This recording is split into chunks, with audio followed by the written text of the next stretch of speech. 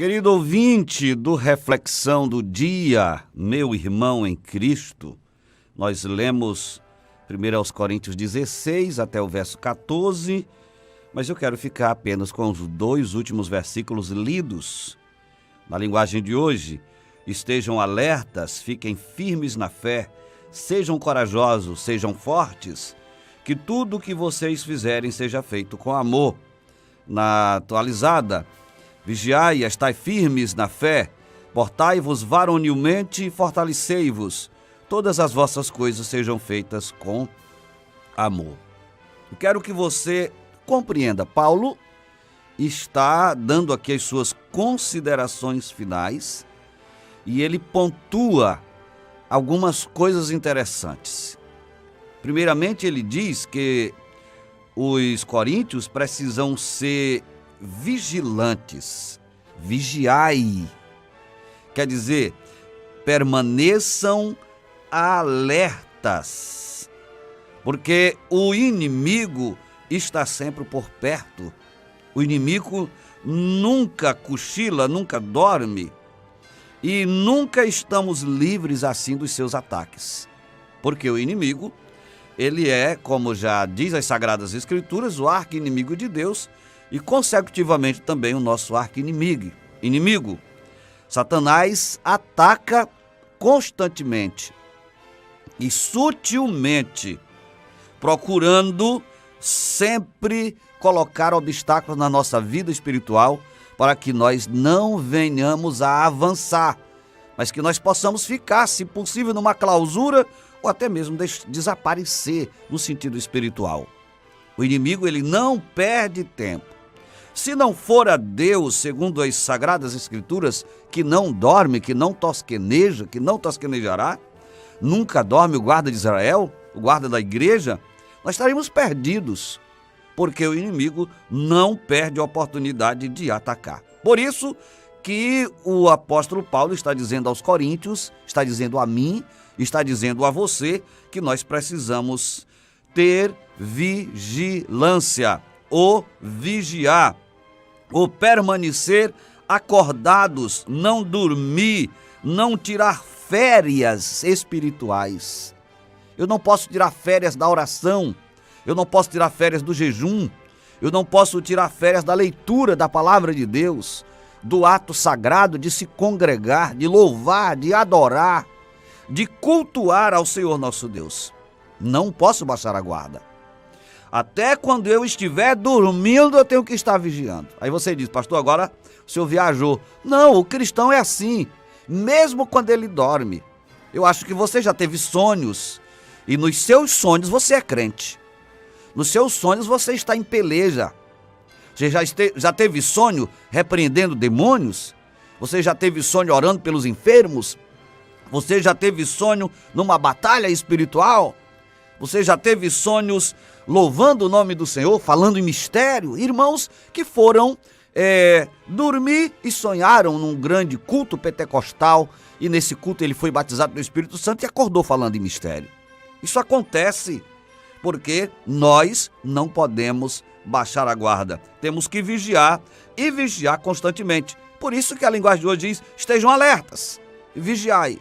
Não podemos de modo algum baixar a guarda, como eu acabei de dizer, mas temos que estar acordados sempre, sempre vigilante, porque existem batalhas, existem inimigos constantemente, e você não pode perder a batalha. Você tem que levantar a cabeça, você que está cabisbaixo, você que está acabrunhado, você que está se enclausurado, não quer colocar a cara fora na rua, não quer ir à igreja, quando chega na igreja todo desconfiado, levanta a cabeça, cristão. Você foi feito para vencer, você é mais do que vencedor em Cristo Jesus, nosso Senhor. A vitória é nossa pelo sangue do Senhor Jesus Cristo. E eu sei que você está entendendo que o Espírito Santo está falando para você, através dessa palavra de Deus ministrada pelo apóstolo São Paulo. A outra orientação que ele dá claramente vigiai primeiramente, estai firmes. Firmes. significa ter uma estabilidade madura, porque Paulo já os havia advertido de que eles eram crianças imaturas.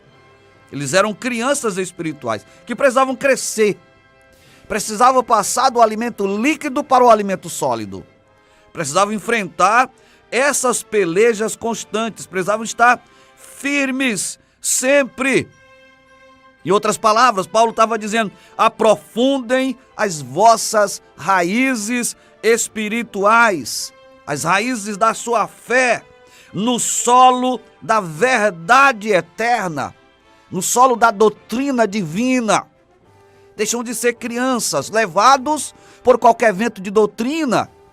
Tem pessoas que são enredados por qualquer coisa. Basta chegar um mercenário e já está seguindo como se fosse um cego sendo guiado por outro cego. Infelizmente, é isso que acontece com muitos na vida espiritual. Nunca crescem espiritualmente, não tem vigilância. Uma vez, uma pessoa de oração me procurou para confessar um pecado de adultério. As palavras que veio no meu coração, que veio na minha mente, para dizer àquela pessoa no momento: sou meu querido, se você vigiasse o tanto que ora, você não teria caído. Ora muito, mas não vigia. A ordem é vigiar. Ora muito, mas não se aprofunda na doutrina. A ordem é: sejam firmes na fé. Aprofundem as vossas raízes espirituais, para que vocês possam crescer. Uma sólida doutrina, assim como uma experiência vital, é necessário, é essencial para a estabilidade espiritual. Você precisa ter experiências pessoais com Deus. É claro que as experiências dos outros, as minhas experiências lhe servem. As suas experiências me servem, mas eu preciso ter as minhas experiências. Você precisa ter as suas experiências com Deus, crescer. O que o Senhor quer é que nós cresçamos até a estatura de um varão perfeito em Cristo Jesus nosso Senhor. Então, aprofunde as suas raízes espirituais, as raízes da sua fé. Isso no solo das verdades eternas, no solo da doutrina. Esteja sempre com a Bíblia entre os seus olhos, no coração, para que você possa ser um crente firme, não um crente levado por qualquer vento de doutrina. Se você estudar a história do bambu, ele tem um processo, um tempo enorme, antes de aparecer aqui para as pessoas, ele tem um processo de enraizamento. Não sei quanto tempo que ele passa crescendo para baixo, fincando suas raízes, para depois crescer para cima e poder suportar as tempestades. Assim devemos ser nós. Por isso que Paulo está dizendo: sejam firmes, não se desviem por nada. Tem pessoas que por nada estão se desviando. Basta alguém olhar com a cara feia. Basta alguém sorrir sem ele saber por que está sorrindo. Qualquer apicuinha já tira o crente da igreja, já tira o crente da oração, já tira o crente da fé, se desvia, se escandaliza. Não, meu irmão. E se tivéssemos que enfrentar perseguições como os crentes primitivos? Firmes. Outra orientação que Paulo dá é de: sejam corajosos. Vigiai, estáis firmes na fé, portai-vos varonilmente. Essa expressão portai-vos varonilmente, para a linguagem de hoje, é: sejam corajosos, que significa ajam como homens. Acabamos de dizer que não podemos ser crianças. Ajam como homens, não como uma criança. Paulo está dizendo que os coríntios tinham sido chamados a se mostrarem homens valentes, homens valorosos, em um momento em que era necessário liderar com a maturidade. Isso chama-se de virilidade, e você precisa compreender que nós precisamos nos portar como homem, como pessoas maduras, como pessoas sensatas, como pessoas que sabem o que quer. Criança não sabe o que quer, mas o adulto sabe o que quer. Então, quando Paulo exorta os coríntios a portarem-se varonilmente, ele está simplesmente pedindo-lhes para se comportar com coragem. Por isso que a linguagem de hoje diz: sejam corajosos. Nós não temos o que temer. O Salmo 46 é um exemplo disso. Se você ler o Salmo 46, você vai ver uma cena apocalíptica. Ainda que a terra se transtorne, se contorça toda, ainda que os montes se abalem no seio dos mares, ainda que as águas tumultuem e espumejem. Veja essa linguagem. Aí o mundo pode estar numa tsunami só. Mas sabe o que é que ele diz lá? O Senhor dos Exércitos está conosco. O Deus de Jacó é o nosso refúgio. O Senhor dos Exércitos está do nosso lado. Ora, meu irmão, minha irmã, se o Senhor dos Exércitos está comigo, se Ele está contigo, se Ele está do nosso lado, quem impedirá a operação divina? Quem é que vai impedir o Senhor agir em nosso favor? Operando Deus, quem impedirá? Está escrito. Então, se Deus está conosco, não temos o que temer. Sejamos corajosos. Enfrentemos a vida, enfrentemos as batalhas, enfrentemos as lutas, enfrentemos os poderes das trevas, enfrentemos tudo de cabeça erguida. Deus está do nosso lado. Escute, Deus está do nosso lado. Você pode dizer isso aí? Diga comigo, o Senhor dos Exércitos está conosco. O Deus de Jacó está do nosso lado. Ele é o nosso refúgio. E para terminar, ele diz: sejam fortes. Sejam fortes. Fortalecei-vos. E para que haja esse fortalecimento, é preciso que nós nos exercitemos espiritualmente. Vejam os exércitos, os treinamentos dos exércitos, da polícia. Veja o treinamento dos atletas, dos jogadores de futebol, de basquete, os atletas de corrida. Eles se exercitam sempre para serem fortes. Se colocar eu e um atleta, eu fico nos primeiros 500 metros. Talvez nem 500 metros eu alcance, mas quem tem costume de correr, vai 1 quilômetro, 2 quilômetros, 5, 10, e aí faz uma maratona.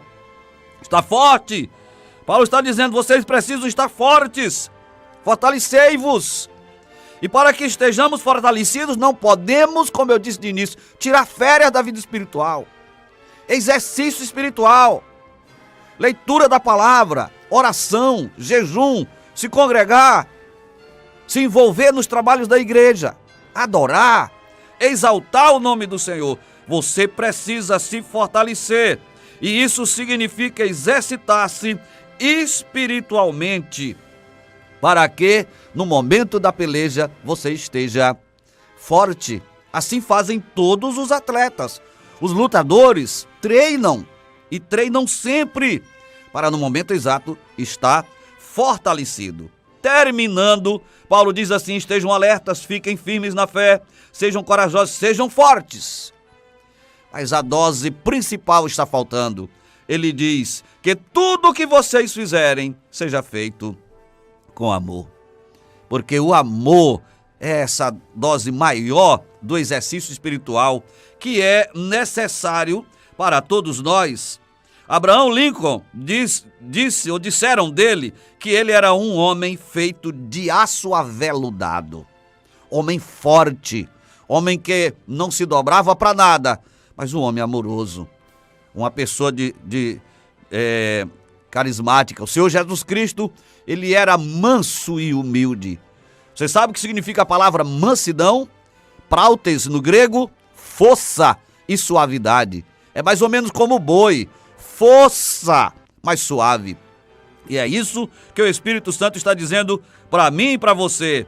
Nós precisamos ter amor, quer dizer força, mas amorosos, suaves, para que não venhamos achar que nós somos autossuficientes e que não dependemos de Deus e nem dependemos dos outros. E para não entender que os outros também não precisam de nós. Portanto, para dizer amém, olha o que diz: vigiai, estai firmes na fé, portai-vos varonilmente e fortalecei-vos. Todas as vossas coisas sejam feitas com amor. Amor a Deus, amor ao próximo, amor a si mesmo. Você pode dizer amém? Orai em todo tempo. Orai sem cessar. Entre para este exército. Exército de oração. Oremos então, querido e eterno Pai. Quero te adorar, quero te exaltar e te glorificar por esse momento especial. Quando esse meu ouvinte, essa minha ouvinte, ora conosco. Eu não sei a sua necessidade, não sei o problema que enfrenta, nem sei também as suas celebrações, momento de felicidade, de alegria e de celebração. Mas o Senhor sabe de todas as coisas. E nesse momento eu quero apresentar o meu ouvinte, Senhor, e pedir que o Senhor conceda-lhe a sua graça, que o Senhor lhe dê um abraço de perdão se estiver fazendo uma reconciliação, um novo pacto, que o Senhor possa encher essa vida, esse coração do Teu Espírito Santo e dar a capacidade, o poder, meu Senhor, a graça de vencer todas as lutas, todas as batalhas em Teu nome, para a glória do Teu nome e para louvor da Tua majestade. Pai, repreende essa enfermidade que tem assolado a vida do Teu filho, da Tua filha. Soluciona esse problema, Senhor, dá um basta nesse sofrimento.